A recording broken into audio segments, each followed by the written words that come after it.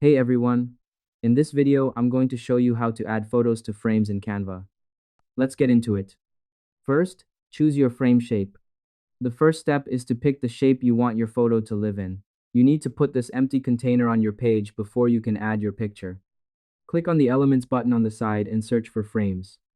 Pick a circle, a square, or any fun shape you see and click it to put it on your white page. Because the frame acts like a window for your photo, you have to pick the shape first so the computer knows where to crop your picture. Without this step, your photo would just be a regular rectangle and wouldn't have the cool shaped edges you want for your work today.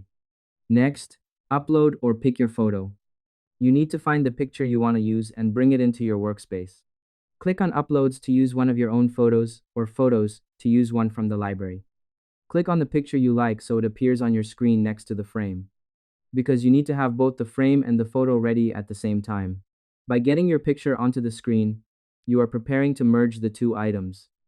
It ensures you have the right image selected before you try to lock it into the shape. Next, slide the photo into the frame. Now you are going to use your mouse to move the picture so it snaps right into the empty shape.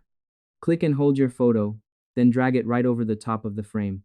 Let go of the mouse button when you see the picture jump inside the shape, because it joins the two pieces together. By sliding the photo in, you are letting the frame take control of the image's edges.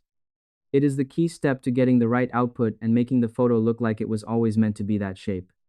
And that's it.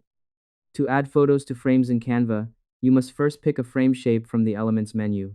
Then, you get your photo onto the screen from your uploads. Next, you drag and drop the photo right into the frame.